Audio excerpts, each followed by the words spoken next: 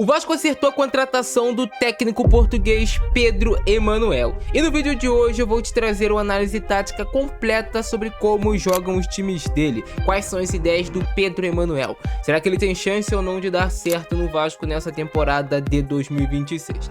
Só é importante que já no início do vídeo tu clique aí no botão do like, que tu se inscreva no nosso canal para tu não perder nenhum vídeo que eu publicar aqui. E se tu puder clicar nesse botão de hypar, tu vai ajudar demais a gente. Sabe quanto custa? R$0. Beleza? Agora sim, vem entender como jogam os times desse técnico português, que tá todo mundo se perguntando, cara, como jogam os times do Pedro Emanuel? Eu vou tirar todas as tuas dúvidas agora. Vem comigo.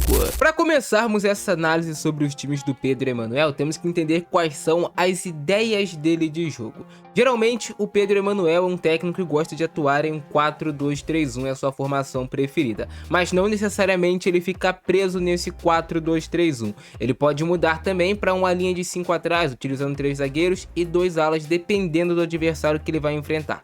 Então ele é um técnico que tem essa flexibilidade na hora de montar as suas equipes. É interessante a gente analisar que muitas pessoas estão comentando que ele de fato é um técnico mais reativo, e sim, até pelo time que ele tinha em mãos. Pedro Emanuel é um técnico que em muitos momentos não vai ser aquele cara que ele vai pressionar o tempo todo lá a saída de bola do adversário, fazendo um pressing, buscando uma pressão individual. Ele é um técnico que muitas vezes vai marcar mais em um bloco médio, em um bloco baixo, mas também pode marcar com esse bloco alto, dependendo do jogo e de qual é a configuração para aquela partida, qual é o adversário que ele está enfrentando, uma equipe mais forte, mais fraca, ele tá dentro, ele tá fora de casa, depende tudo também do contexto e do estudo que é feito em cima do adversário, quais são as fragilidades do adversário. Aquele adversário, ele é um time que ele, quando você vai marcar ele pressão, ele sai fácil da pressão e utiliza o espaço às costas. Ele é um time que ele tem dificuldade de sair desde lá de trás, é interessante forçar a bola longa deles, então isso é um estudo que se faz partida a partida. Então, essas são as características do Pedro Emanuel. Sim, ele pode ser um técnico reativo que muitas vezes preza por organizar o sistema defensivo e ter um sistema defensivo compacto, sofrer poucos gols, mas que não abre mão de atacar também. É um cara que muitas vezes também gosta de ter um time trabalhando com essa transição rápida, recuperar a bola no meio de campo, transição rápida, vocês vão ver alguns exemplos daqui a pouco, e aí sim marcar o gol, utilizando o espaço deixado às costas pelo próprio adversário. Para começar essa análise sobre os times do Pedro Emanuel, primeira fase aqui de construção contra um time que está marcando com um bloco mais baixo, essa saída mais estruturada com 4+1, isso te dá mais segurança na hora de sair. Um volante fica como pivô, o outro volante baixou, vocês vão entender daqui a pouco porque esse outro volante baixou para fazer essa saída de 4+1. Começa com esse 4+1, coloca 5 homens na última linha do adversário, dando aqui essa amplitude pelo lado do campo com um lateral, a amplitude do outro lado está sendo dada pelo ponta, enquanto o outro lateral segurou. E aqui a ideia é muito dele de utilizar essa profundidade e de dar liberdade para os seus jogadores fazerem esses passes longos. Vai ver o ataque à profundidade, pediu a bola lá em cima e já vem a tentativa desse passe. Acaba saindo um pouco mais longo esse lançamento. Ele utiliza bastante dessas bolas longas na hora de construir. Não necessariamente só bolas longas, ele pode construir também por baixo, mas as bolas longas também são utilizadas pelo time do Pedro Emanuel. Agora na fase defensiva a gente vai ver o time dele marcando em um 4-2-3-1. Muito claro, os 2 volantes subindo, a linha dos 3 meias subindo também. Então ele não vai fazer aquela marcação pressing lá em cima, é aquela marcação mais individual, que tu vai tirar realmente os espaços do adversário. Tu faz a marcação aqui mais na zona, mas sempre buscando tirar as opções dos passes por dentro e forçar que o jogo aconteça pelas laterais. Se o adversário não for jogar pelas laterais, vai forçar esse chutão. Olha só como ele divide aqui a marcação com um ponta entre 2 jogadores. O meia do time dele, o camisa 10, vem tirar a opção de passe no outro volante e vai forçar o adversário a sair nessa bola longa, vai forçar o adversário a dar esse chutão para frente. E aí a intenção, quando tu força o adversário a dar esse chutão, é que você consiga vencer o duelo lá atrás e que tu recupere a posse de bola. E aí se você forçar o adversário a dar o chutão, tu vai tentar recuperar essa bola com teus zagueiros vencendo os duelos. Mais uma vez essa construção de jogo dele, aquele movimento que eu destaquei lá no início, o volante baixa para fazer essa saída de 4+1, enquanto o lateral vai atacar, só que dessa vez o lateral vai atacar o meio espaço por dentro. E quem vai dar amplitude nesse caso vai ser o ponta. E aí de novo, já tem os 5 jogadores atacando a última linha do adversário, mesma saída de 4+1, com os 5 lá sobrecarrega na última linha, só que dessa vez o lateral um pouco mais por dentro, atacando no meio espaço. É um posicionamento que pode acontecer no Vasco, por exemplo, com o Cuiabano, que gosta de jogar muito nessa região do campo, eu já expliquei pra vocês. E aí, o lateral acaba fixando a atenção do lateral oposto, gera espaço pro lançamento, o lançamento sai, só que acaba sendo desviado. Mais uma vez a marcação com o time bem compacto, os jogadores bem próximos, a marcação muito bem encaixada aqui nesse momento na partida, tirando as opções de passe do adversário, principalmente por dentro. Vê que ele não vai pressionar lá em cima, ele deixa o goleiro ficar com a bola, ele quer dar realmente essa liberdade e forçar o goleiro a fazer o chutão, porque ele vai confiar que os jogadores lá atrás vão conseguir vencer o duelo e recuperar a posse de bola para a equipe. Agora a gente já viu uma saída de um 4+2. Por quê? O lateral ficou um pouco mais, os dois volantes funcionando como esses pivôs na saída de bola. E sempre ele busca ter bastante jogadores nessa primeira fase de construção para dar mais segurança para a equipe. Ele é um técnico que preza muito por essa segurança. Mas aí tu vê que aos poucos os jogadores vão andando, vão se movimentando, vão indo mais para o ataque.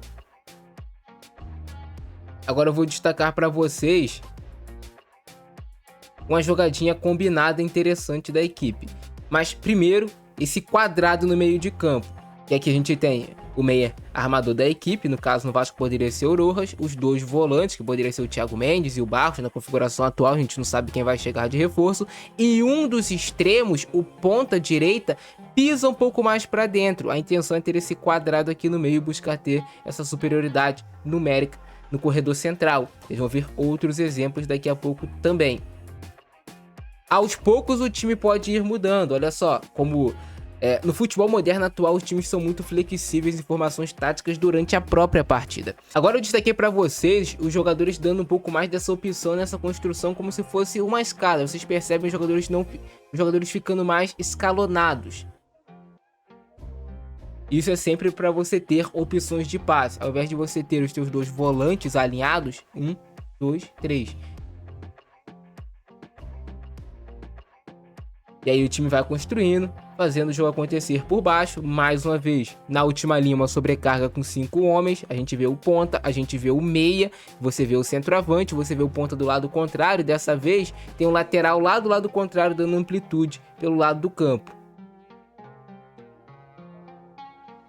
O time é calma, busca ter um pouco essa posse de bola. Eu andei um pouquinho para dar um pouco mais de velocidade. Mas vocês veem aqui o time dele trabalhando essa posse de bola, buscando ser propositivo. E aqui uma jogada combinada muito interessante, uma dinâmica de terceiro homem. Dá pra gente ver muito claramente, primeiro, segundo, terceiro homem. E uma jogadinha combinada, provavelmente treinada essa movimentação. O centroavante vem receber essa bola no pivô, o ponta ataca a profundidade. E aí a dinâmica de terceiro homem tá feita, enquanto o ponta do lado oposto tá pisando na área e o meia também já tá indo pisar na área. Essa tentativa. Então a gente vê bastante algumas jogadas combinadas do time dele acontecendo. Mais uma vez, é liberado os lançamentos, então vai sair um lançamento para tentar buscar essa profundidade. Como essa bola sai um pouco mais curta, o ponta do time pega e recomeça a jogada lá atrás. Nesse caso aqui, nesse jogo, ele tá construindo contra um time que tá num bloco baixo, num bloco médio completo, cara. Tu vê que o time adversário não faz pressão. Então ele dá muita liberdade para os dois zagueiros do time aqui, nessa primeira fase de construção. De novo, o lateral agora dando amplitude pelo lado do campo e avançando mais. O volante já baixa, são movimentos coordenados acontecendo dentro de campo. E acontecem bastante durante a partida. É uma das formas que ele utiliza para o time dele atacar. Agora a gente vê aqui novamente nessa primeira fase de construção, o goleiro participando um pouco desse jogo com os pés. E o time mais uma vez estruturado dessa forma, num 4-2, e aqui a gente tinha 4 atacantes na frente, no caso um dos meias, os dois pontas e o centroavante já baixando aqui um pouco mais. E sempre esses dois volantes escalonados, né? Tu vê que eles nunca ficam em linha reta, sempre para ter essa opção de passe. O volante quase que perde a posse de bola, volta atrás, jogadores atacando aqui de forma posicional, mas se movendo dentro de campo. E aqui essa busca da profundidade. A gente percebe que lá no time onde ele treinava, o Smalling era o zagueiro mais responsável, que tinha mais qualidade para dar esses lançamentos. Mais uma vez, ataque à profundidade, vem o lançamento. A busca desse passe longo, muitas das vezes. Pode acontecer na primeira, na segunda fase de construção, é liberado esses lançamentos, esses passes mais longos. E novamente, vai vir isso, ó, volantes bem emparelhados aqui, uma saída agora que já vai se construindo em 3-2-5, que é uma forma moderna de você atacar. Nesse momento aqui ele tinha dado amplitude para um lado do campo com um dos laterais, os dois volantes. Um dos outros laterais tinha baixado para fazer essa saída no 3-2-5. E aí a ideia é você ter 3 jogadores com superioridade numérica, esses dois, e os 5 atacando a última linha. Você vê vários times nessa Copa do Mundo atual atacando dessa maneira em um 3-2-5. É mais uma das formas que ele tem para tentar furar bloqueios dos adversários, né? Você furar os times que estão jogando com seu bloco um pouco mais baixo. E você tenta sempre ter 5 jogadores atacando a última linha. Esse lance aqui é interessante porque é um lance que vai funcionar essa bola longa, esse passe longo, os jogadores atacando a profundidade. É claro que você precisa ter um bom lançador, você tem que ter isso muito bem alinhado, o momento exato de você atacar a profundidade. E aí quase sai o gol da equipe. E agora, outro destaque dos times dele são as bolas paradas. Os times dele, eu assisti alguns jogos completos antes de trazer esse vídeo aqui para vocês, são muito fortes nessas jogadas de bola parada, sempre tenta alguma jogadinha ensaiada. Nesse caso aqui a gente vê os dois zagueiros, né, que são os caras mais fortes, eles vão fazer meio que uma parede para o outro que tá vindo de trás correndo aparecer livre para dar esse cabeceio certeiro e marcar esse gol. Mas ele tem essa característica de ter times que muitas vezes podem resolver os jogos por meio das bolas paradas. O interessante nesse jogo é que assim que sai aquele primeiro gol, na sequência vai sair outro, só que de uma forma completamente diferente. Que também é um dos pontos fortes dos times do Pedro Emanuel. Que é o quê? Você trazer o jogo do adversário nessa primeira fase de construção, ou já está em segunda fase de construção, mais para a lateral para você pressionar. E aqui é um gatilho de pressão, se a bola entra na lateral, você pode pressionar. E aí tu vai ver essa pressão um pouco mais forte. E vai resultar agora nessa recuperação de posse de bola e vai sair o gol da equipe. Recupera a bola, o outro ataca a profundidade, aqui o ponta do time, dá essa opção de passe dentro da área e sai o gol. Agora já que no segundo tempo dessa mesma partida, eu quero mostrar essa ideia de você ter esse quadrado por dentro. Muitas vezes um dos pontas vindo fechar por dentro, e aí no caso do Vasco, a gente trazendo para a configuração atual, poderia ser o Adson, que tem mais essa característica. O meio da equipe que poderia ser o Rojas, Thiago Mendes e Barros, formando esse quadrado no meio, sempre com a ideia de você ter desses jogadores no corredor central sobrando livre, para você ter essa superioridade numérica por dentro. Então tem muito essa ideia ele. Para finalizar essa partida ainda, o time dele ganhou por 4-2 e teve esse outro gol que saiu em uma das ideias dele, né, cara? Nesse caso aqui o time tava marcando um pouco mais embaixo, era até um lance de escanteio, ele consegue recuperar a posse de bola e rapidamente você ter jogadores atacando a profundidade, ter jogadores atacando o espaço, acaba se tornando um 4 contra 1 depois dessa recuperação de bola. E aí vai sair o gol da equipe de uma forma mais fluida no contra-ataque, acaba finalizando e marcando o gol. Para finalizar o vídeo com vocês, eu falei que ele é um técnico que ele tem algumas formas de jogar. Ele também pode jogar com uma linha de 5 e marcar em um 5-4-1, que era esse exemplo aqui. Ele marcando em um 5-4-1.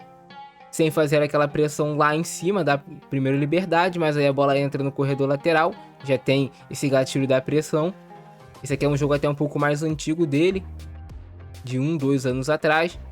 Bola no corredor lateral, consegue pressionar, recupera a posse de bola e o time vai iniciar essa construção de uma jogada que vai resultar em um gol, uma jogada bem interessante construída pelo time dele.